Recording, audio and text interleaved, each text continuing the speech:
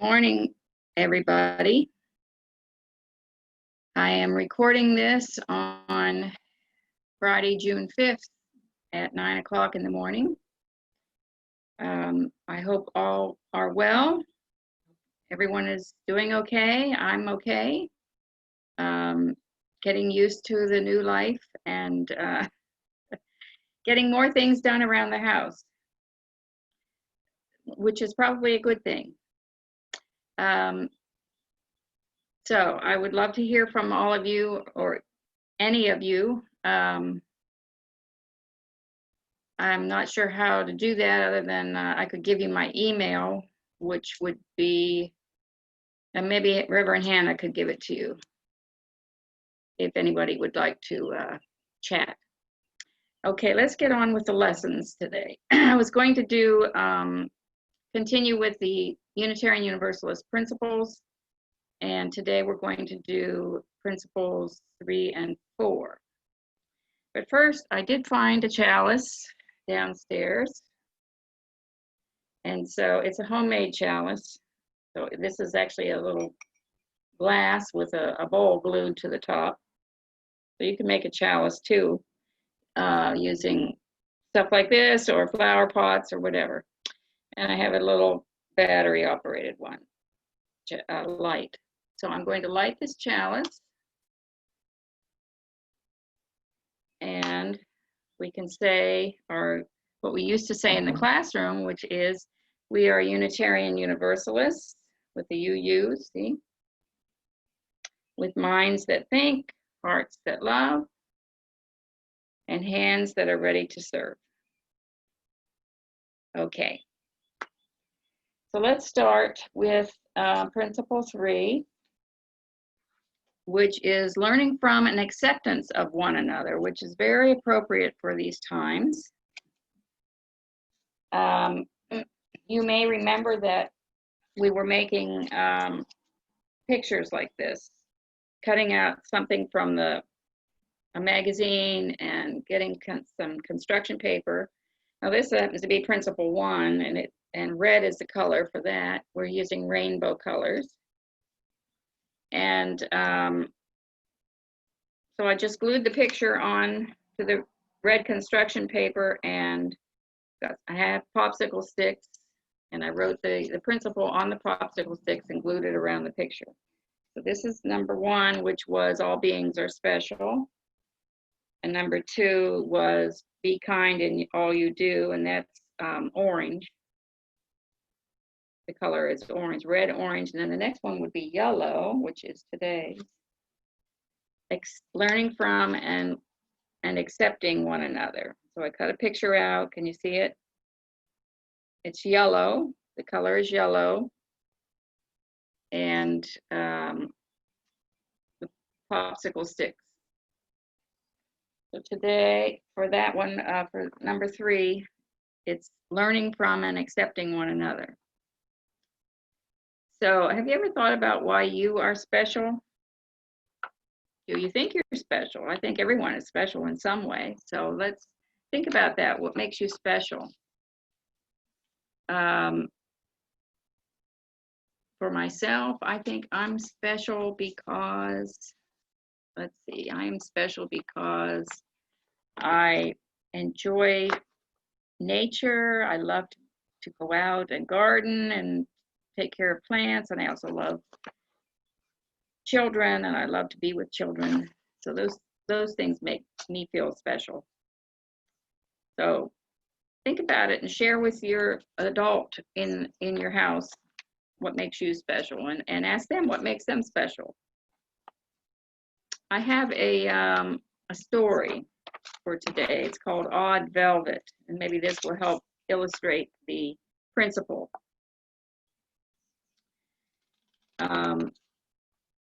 And I'll ask you a couple of questions at the end of the story. So it's Odd Velvet, and it's by Mary Whitcomb.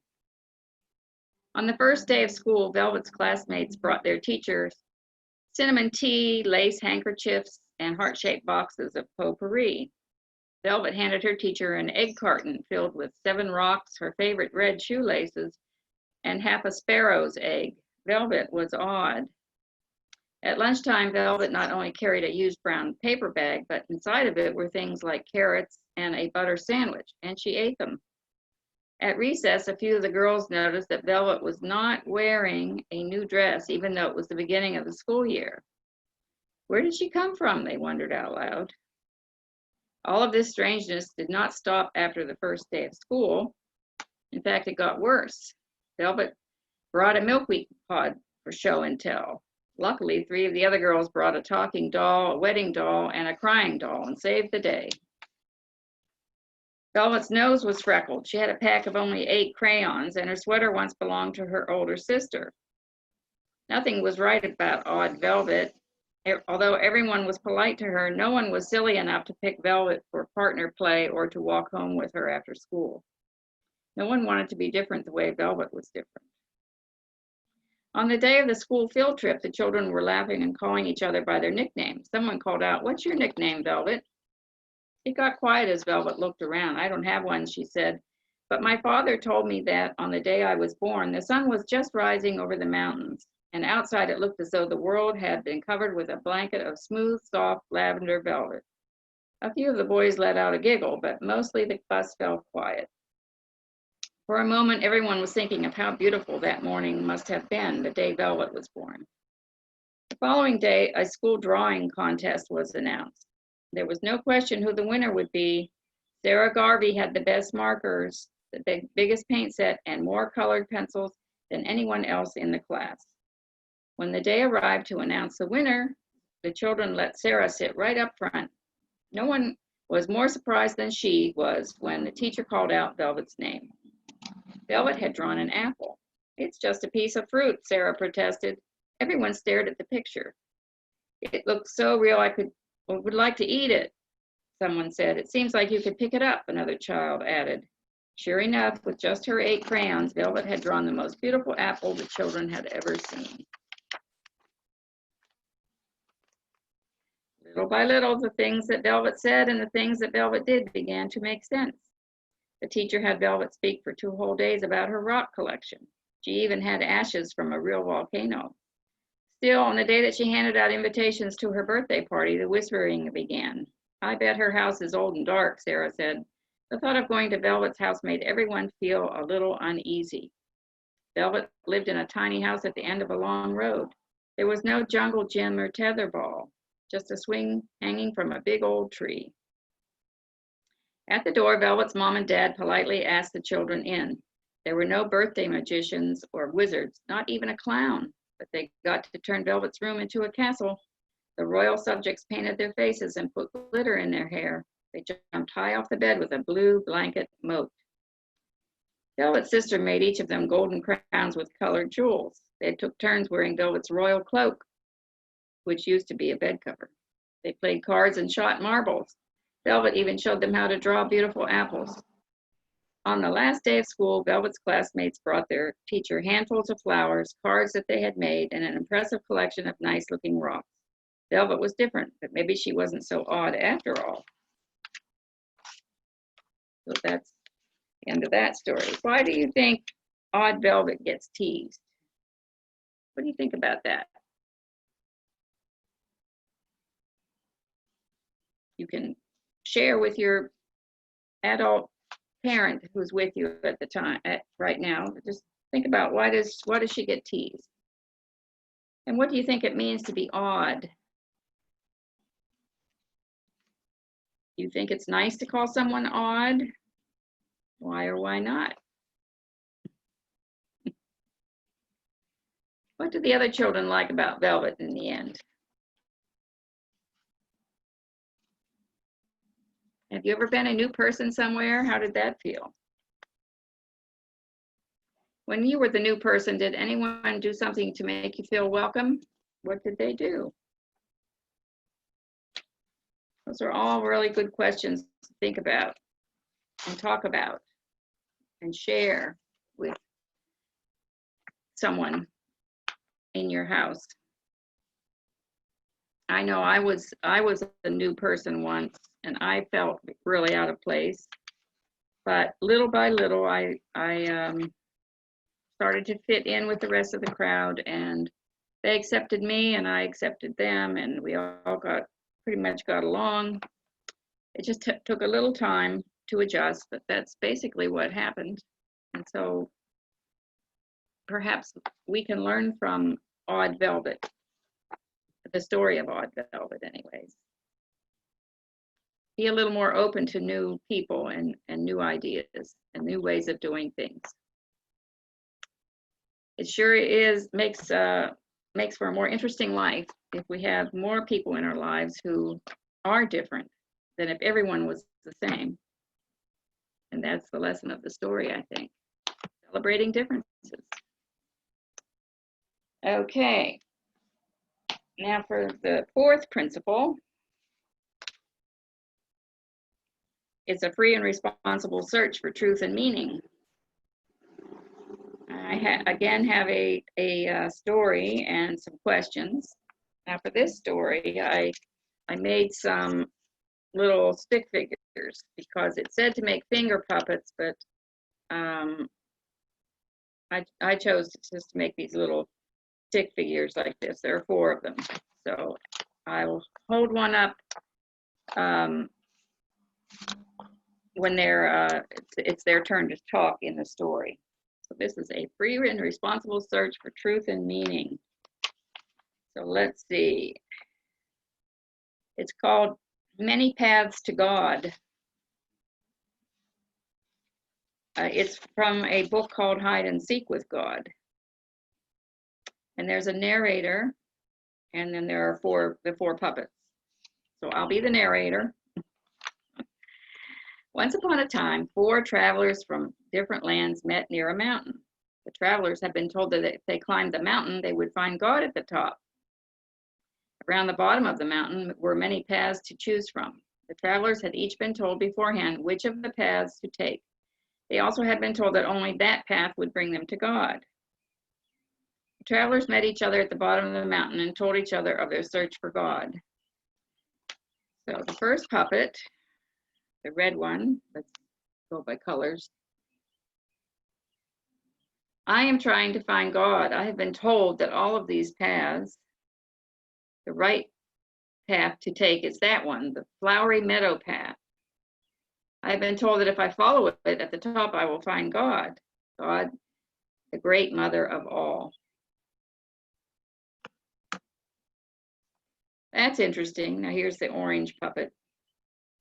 That's interesting. I have been told that the right path to take is that steep cliffside path over there, and if I follow it, at the top I will find God, the great Father in heaven. Now here's the yellow one. Strange that we have all been told to follow different paths. I have been told that the right path is that wide river valley path, and if I follow it at the top, I will find God, the great Spirit in all things.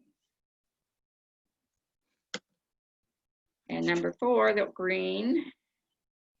Yes, this is strange. I've been told to follow even a different path. My path is the deep forest path, and I'm told if I follow it at the top, I will find God, the great peaceful silence. So the travelers were surprised to hear about the other paths because they were sure the path they had been told to follow was the only right path. They even tried to convince the others to follow their chosen path. Now, puppet number 1, I'm sure my way is the right one.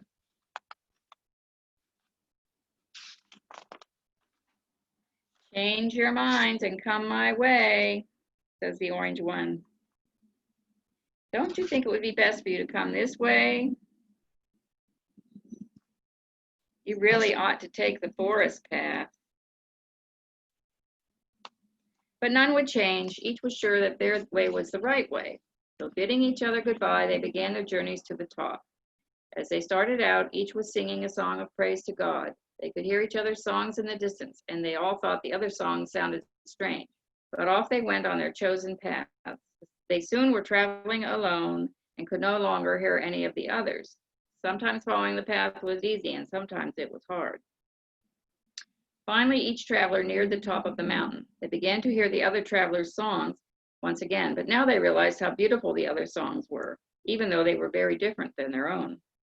All four came to the top within minutes of each other. They stopped and eagerly looked around. "Oh, great mother of all, I have found you," says the first puppet. "Oh, great Father in heaven, I have found you," said the second one. "Oh, great Spirit in all things, I have found you," said the third one. "Oh, great peaceful silence, I have found you," said the fourth one. But all of them were seeing and calling out to the same God. Then they realized that they had all been searching for the same thing, though each had called it by a different name and each had taken a different path. At this, they reached out for each other's hands, formed a circle right there on top of the mountain, and began to sing again. And now, as each of them sang their songs, there seemed to be only one song, a joyous song of love for God. And that's the end of that story. So, let's see. Where am I?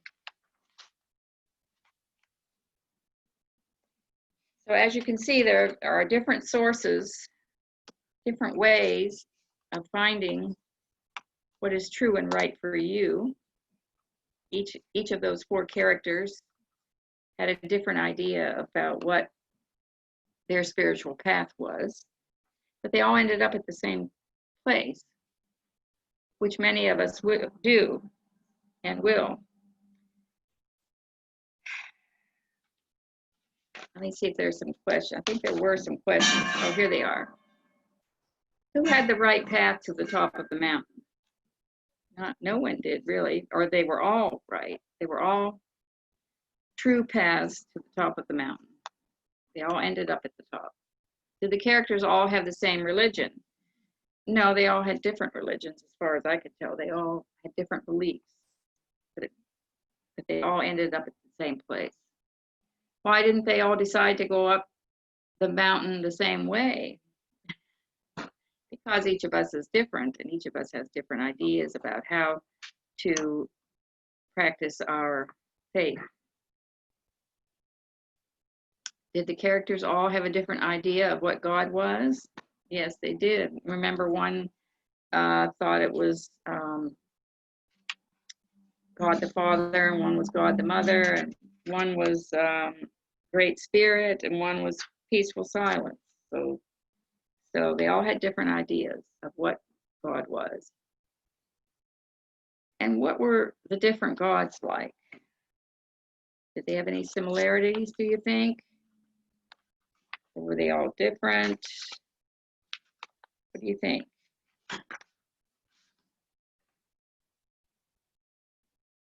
You can talk this over, all these questions over in your own mind, and if with someone else, whoever your adult parent is there. See if were there any similarities in the different gods. I think that there were some similarities, and also some differences. And being different is good. Having different ideas is good. Sometimes it opens your mind. If you see it and talk with people who have different ideas, it opens your mind to think about other ways of seeing things, and then you can be more open-minded about other people's ideas. So that's the end of the story. It's the free and responsible search for truth and meaning, which is an ongoing search. It's a lifelong search. It doesn't stay the same forever. Meaning today, your truth, what you believe to be true, might be different from what you believe to be true a year from now. So we are constantly growing and evolving and changing our way of looking at things, and which is a good thing. And it's one of the basics of Unitarian Universalism is that it's not a static religion. It's ever growing, ever changing. And I think that's the beauty of the religion. So don't forget to make your little pictures. If you don't have popsicle sticks, you can just write the principle around the outside edge. So this was the fourth one, a free and responsible search for truth and meaning, the green. And the third one was acceptance of one another and learning from one another, with yellow. So in the end, when we do all 7 principles, we will have 7 pictures, and I thought maybe we could just make a poster with the 7 rainbow principles on it. We'll just glue them on if you have any poster board, or even a piece of cardboard would do. That's today's 2 lessons. I will be with you again very soon to talk about the 5th principle. And until then, I hope you're all well and enjoying being with one another and learning from one another. And with that, we will extinguish the chalice until the next time we are together. Fare thee well.